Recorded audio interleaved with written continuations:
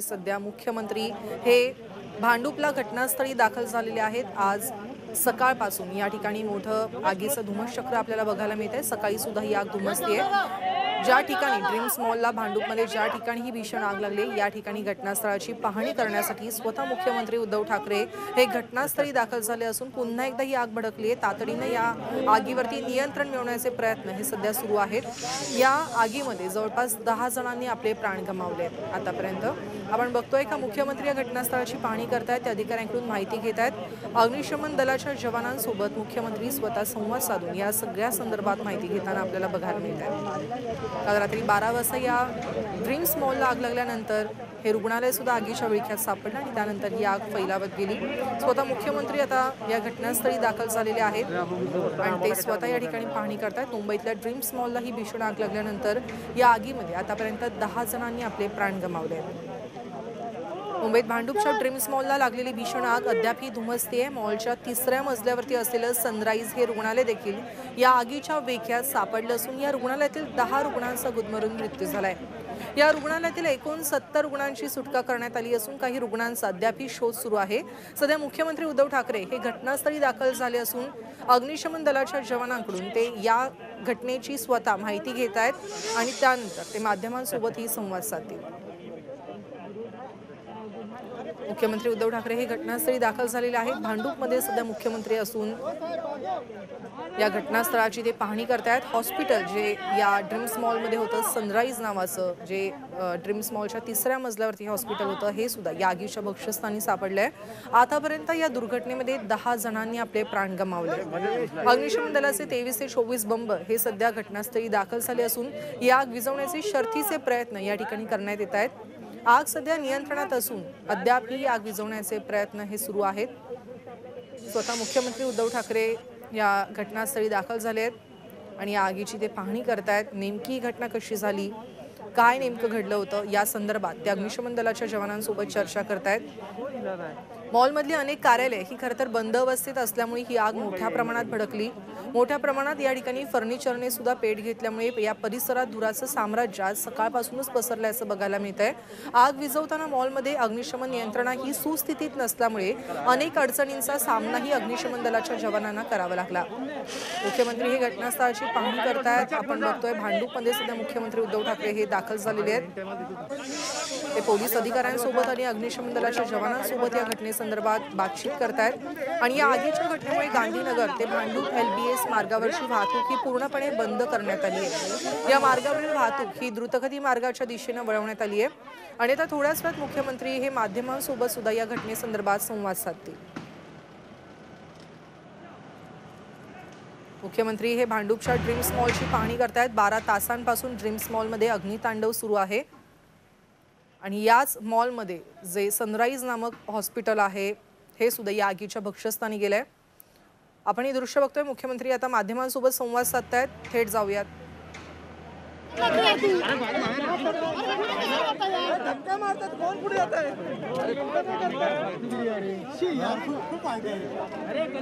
या घटनेनंतर 13 तास उलटून गेलेले आहेत। 13 तासांनंतर सुद्धा ही आग धुमसते।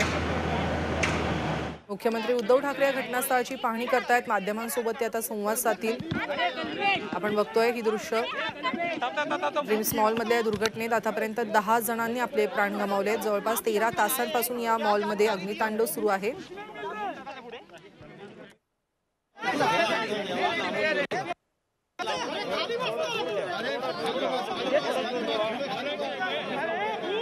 मुख्यमंत्री उद्धव ठाकरे हे माध्यमांसोबत आता संवाद साधण्यासाठी या ठिकाणी दाखल झालेले आहेत।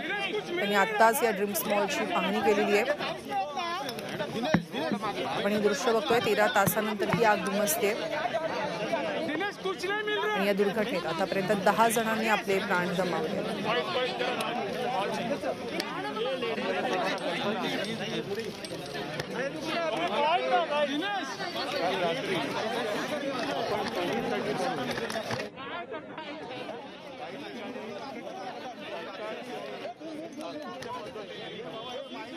आपण बघतो आताची सगळ्यात महत्त्वाची बातमी ती म्हणजे मुंबईतल्या भांडूपच्या ड्रीम्स मॉलला लागलेली भीषण आग ही अद्यापही धुमसते आणि या घटनास्थळाची पाहणी करण्यासाठी मुख्यमंत्री उद्धव ठाकरे हे दाखल झाले असून मॉलच्या 3ऱ्या मजल्यावरती असलेलं जे सनराईज रुग्णालय आहे हे सुद्धा या आगीच्या भक्ष्यस्थानी सापडले. ते या घटनेची पाहणी करण्यासाठी भांडूपमध्ये दाखल झाले. 10 जणांनी या दुर्घटनेत आपले प्राण गमावले.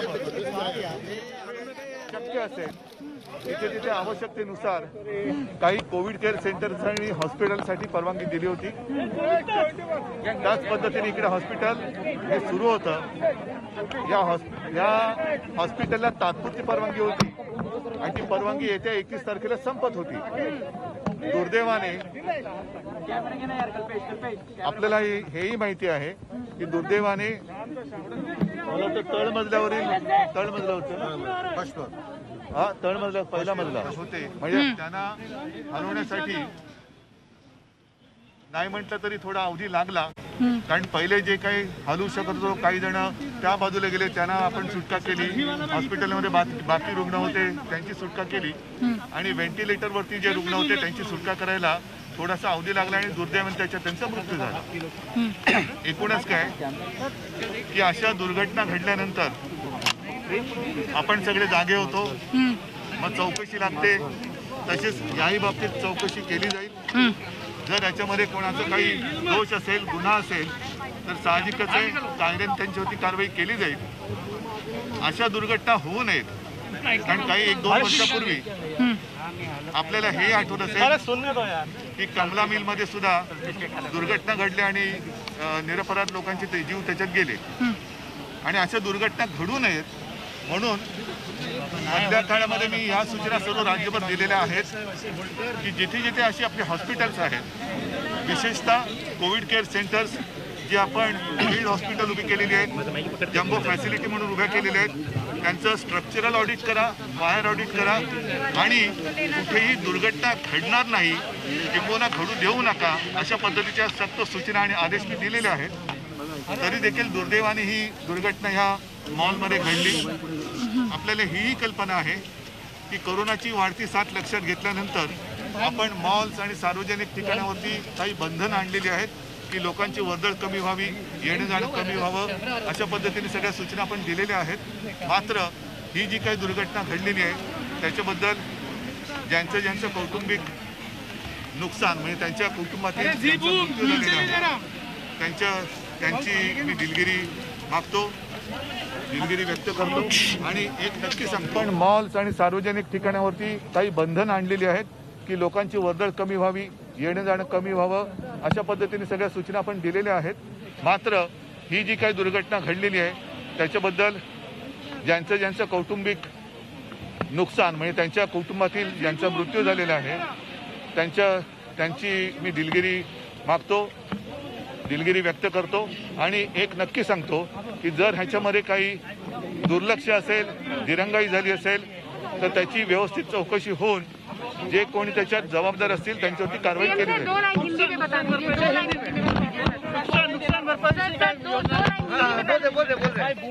आप सारे लोग जानते हो कल जो यहाँ हादसा हुआ, दुर्घटना हुई, पिछले 1 साल से हम कोरोना से लड़ रहे हैं. पिछले साल जब कोरोना की शुरुआत हुई तो बेड्स नहीं मिल रहे थे, ऑक्सीजन नहीं मिल रहा था, वेंटिलेटर्स नहीं मिल रहे थे. इसलिए हम सारे लोगों ने इकट्ठा होकर कोरोना के साथ लड़ाई करने की शुरुआत की. और लड़ाई करने के लिए आपको ये भी पता है कि जहाँ भी जरूरत थी वहाँ हमने टेम्पररी हॉस्पिटल्स के लिए इजाज़त दी, क्योंकि देनी पड़ी. फील्ड हॉस्पिटल्स हो या और कौन से हॉल्स हो वहाँ हॉस्पिटल के लिए इजाज़त देनी पड़ी. वैसी एक टेम्पररी परमिशन इस हॉस्पिटल को दी गई थी. आने वाले 31 तारीख को वो समाप्त होने वाली थी, लेकिन अब आज तारीख 25-26 है, 2-4 दिन पहले दुर्घटना हो गई. एक बात मैं ज़रूर कहूँगा कि अगर इसमें कुछ किसी की गलती होगी या कुछ भी अनदेखी होगी तो कार्रवाई ज़रूर होगी. लेकिन फिलहाल जिन लोगों का मृत्यु हुआ है सारे परिवार की मैं क्षमा मांगता हूँ. फायर ब्रिगेड ने काम जो किया है अच्छा काम किया है. उन्होंने ज़्यादा से ज़्यादा जो भी वहाँ आपत्तिग्रस्त थे उनको बचाने की कोशिश की, लेकिन कुछ लोग जो वेंटिलेटर्स पे थे उनको हम नहीं बचा सके. उनको शायद शिफ्ट करने के लिए ज़्यादा कुछ तैयारी की आवश्यकता थी. क्योंकि वेंटिलेटर पर अगर कोई हो तो वेंटिलेटर डिस्कनेक्ट करना चाहिए, नहीं करना चाहिए, बहुत ही मामला गंभीर होता है। और इसलिए जिन लोगों का मृत्यु हुआ, मुझे कहा गया कि उसमें ज़्यादा करके वेंटिलेटर पर जो लोग थे उनका मृत्यु हुआ है। फिर से मैं उनके परिवार की माफ़ी मांगता हूँ। कॉम्पनसेशन तो जरूर दे देंगे। कॉम्पनसेशन तो फिलहाल जैसे मैंने कहा कि ऐसी कभी कुछ दुर्घटना घटती है तो उसके बाद हम आंखें खुलती है, ऐसी घटना नहीं होनी चाहिए। इसलिए पहले 2 महीने पहले ही मैंने सारे जितने अपने हॉस्पिटल है, आपको याद होगा विदर्भ में एक ऐसी घटना हुई थी और उस वक्त मैंने सब पूरे महाराष्ट्र के जितने सारे हॉस्पिटल्स है उनको सूचना दी है कि शॉर्ट सर्किट हो, वायरिंग, फायर ऑडिट होना चाहिए। लेकिन ये जो आग लगी वो हॉस्पिटल में नहीं लगी, हॉस्पिटल के नीचे शायद कुछ ऑफिस होगा या दुकान होगा, वहाँ पर लगी और वहाँ से फैल गई है। और फिर से मैं एक बार कहता हूँ, कोरोना का संकट बढ़ रहा है, उस वक्त भी बढ़ रहा था। अपनी जितनी सारी आरोग्य के लिए व्यवस्था है वो उस वक्त कम पड़ रही थी, बेड्स नहीं मिल रहे थे, ऑक्सीजन नहीं मिल रहा था, वेंटिलेटर्स नहीं मिल रहे थे। इसलिए जहाँ भी आवश्यकता थी और आवश्यकता है वहाँ कुछ संस्थाएं आगे आई और उनको इजाज़त देनी पड़ी। यहाँ भी हॉस्पिटल का जो काम चल रहा था उसका भी आप रिपोर्ट लेंगे तो जो मुझे जानकारी मिली है कि हॉस्पिटल का काम ठीक चल रहा था, लेकिन आग लगी है वो इसके नीचे जो दुकान होंगे या ऑफिस होंगे वहाँ लगी है। सर कितने लोग मिसिंग हैं, कितने लोग इंजर्ड में से अभी तक जानकारी नहीं, सारे के सारे लोग कुठे फायर ब्रिगेडचे लोक हाँ नहीं आप बताइए ना सर, कितने लोग मिसिंग है, क्या लोग अभी भी ट्रैप्ड हैं अंदर? नहीं, इसमें टोटल 78 लोग एडमिट थे, उसमें से 10 मयत हुए हैं। बाकी के जो 68 लोग हैं उसमें से कुछ दूसरे कोरोना हॉस्पिटल में गए हैं, कुछ अपने घर में चले गए हैं। तो वो लिस्ट हमारे पास में है, कुछ 7-8 नाम है, वो अभी और कंफर्म होना बाकी है। इसमें से टोटल कल के एडमिशन्स यहाँ पे कल 84 लोग आए थे। 84 में से 50 पुरुष और 34 स्त्रियां थी। तो उसमें से 84 में से टोटल 10 मयत है और बाकी के ठीक है, दूसरे हॉस्पिटल में है या फिर अपने घर में है। No one is missing right now? नहीं, मिसिंग है ना, उनका कंफर्मेशन चल रहा है। We are trying to few people are there about whom we are still trying to confirm. जानेवारीमध्ये ऑडिट झाला होता, फायर ऑडिट झाला होता जानेवारीमध्ये, आणि त्याच्यावर जेव्हा जो रिपोर्ट दिला होता एक सेकंड मी पुन्हा एकदा सांगतो की काही वेळेला नाईलाजाने काही गोष्टी, जसं आज पुन्हा एकदा कोरोनाचं संकट भयानक वाढतं आहे आणि हे वाढतं संकट लक्षात घेऊन काही स्वयंसेवी संस्था असतील किंवा इतर डॉक्टर्स असतील, आणखीन कोणी असतील, त्यांची मदत घेणं आपल्याला एक आवश्यकता लागली। दरम्यानच्या काळामध्ये आपण याच नव्हे तर काही मॉल्सना आपण फायर ऑडिटसाठी सूचना दिलेल्या आहेत, त्यांच्यासाठी नोटीस पण आपण दिलेले आहेत आणि त्याची पूर्तता हे काही लोक करतात, काही लोकांना वेळ लागतोय। त्याबद्दल आपण आता मी महापालिका आयुक्त महोदयांना पुन्हा एकदा सूचना दिलेल्या आहेत आणि त्यांनाच नव्हे तर पूर्ण राज्यभर मी आज सूचना देतो आहे की जिथे जिथे अशी हॉस्पिटल्स असतील तिथे हॉस्पिटल जर का हॉस्पिटल शिवाय इतर कोणत्याही आस्थापनात असतील, म्हणजे जसं मॉलमध्ये असतील, आणखीन कुठे असतील, तर केवळ हॉस्पिटलचंच नव्हे तर संपूर्ण बिल्डिंगचं फायर ऑडिट हे केलं गेलंच पाहिजे। सर, या घटनेमध्ये निष्काळजीपणा कोणाचा वाटतो, मॉलचा वाटतो की हॉस्पिटलचा? त्याच्याबद्दल पोलीस तपास तर नक्की होईल, मात्र मी आपल्याला एक विनंती करतो की अजूनही आतमध्ये आग थोडी धुमसते, मला असं कळलं म्हणून आतमध्ये कोणी जात नाही होत। मधल्या काळामध्ये काही जण आपल्यापैकी इकडे असतील तेव्हा सुद्धा काही सिलेंडरचा वगैरे स्फोट झालेला आहे, एसीचा स्फोट होऊ शकतो, म्हणून कृपा करून आपण सुद्धा याच्यापेक्षा लांब राहा। आतमध्ये आता सुद्धा आपले फायर ब्रिगेडचे जवान धुमसणाऱ्या आगीशी सामना करतायत। नुकसान भरपाई साहजिकच आहे। ज्या कुटुंबियांचं नुकसान त्यांच्या प्रिय व्यक्ती गेल्यामुळे झालेलं आहे ते तर आपण भरून काढू शकत नाही, परंतु ज्यांचा मृत्यू दुर्दैवाने याच्यात झालेला आहे त्यांच्या कुटुंबियांना आपण 5 लाख रुपये हे देऊ। सर, इस मुद्दे के अलावा बीजेपी बोल रही है कि जो भी महाराष्ट्र में चले उस पर